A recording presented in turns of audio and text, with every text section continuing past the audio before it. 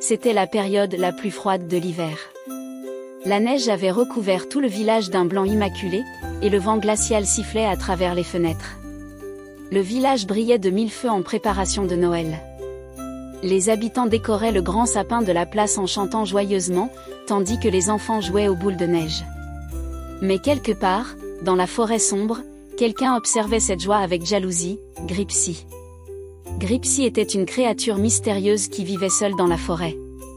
Son pelage passait du bleu marine au gris et ses yeux, d'un vert émeraude, brillaient dans l'ombre. Les villageois pensaient qu'il détestait Noël. Mais en réalité, c'était tout le contraire. Gripsy aimait Noël, surtout les lumières scintillantes et les décorations colorées. Pourtant, en regardant le bonheur des villageois, il ressentait une profonde solitude qui le rendait envieux. Cette nuit-là, Gripsy eut une idée. Puisque j'aime tant leurs sapins, pourquoi ne pas les prendre et rendre ma grotte plus belle, pensa-t-il. Porté par le vent glacial, il descendit silencieusement vers le village. À minuit, alors que tout le monde dormait, il s'approcha du grand sapin illuminé sur la place. La lumière des guirlandes projetait des ombres dansantes sur la neige. Gripsy arracha délicatement l'arbre et le porta sur son dos jusqu'à sa grotte. Mais cela ne lui suffit pas. Il prit également les petits sapins décorés dans les rues, un par un. Au matin, les villageois furent pris de stupeur. « Où sont passés nos sapins » criaient-ils. Les enfants pleuraient, mais les parents tentaient de les consoler. Le sage du village rassembla tout le monde sur la place et dit : « N'oubliez pas que la joie de Noël ne dépend pas des sapins ou des décorations. Elle vit dans nos cœurs.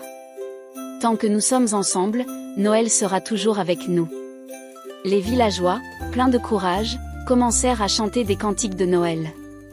Les enfants reprirent leurs jeux et les familles partagèrent leurs repas. Rien ne semblait pouvoir briser leur bonheur. De loin, dans sa grotte éclairée par les sapins volés, Gripsy regardait le village. Pourtant, malgré les lumières étincelantes autour de lui, il ressentait un vide. Ces arbres illuminaient sa grotte, mais pas son cœur. Gripsy se tint à l'entrée de sa grotte, fixant le village. Il vit que ce qui rendait les villageois heureux, c'était l'amour et le partage. Alors, il prit une décision. « Je dois rendre leur sapin.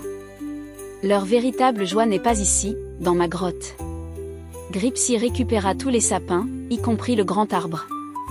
Il le hissa sur son dos et retourna dans le village enneigé.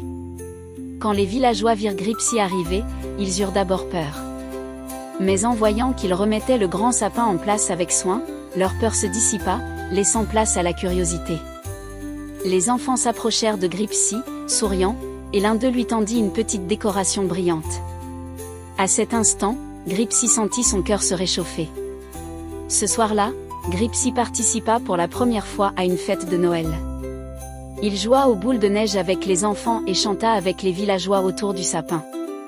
Les sourires et les rires qu'il reçut remplacèrent sa solitude par une immense joie. Gripsy n'était plus seul.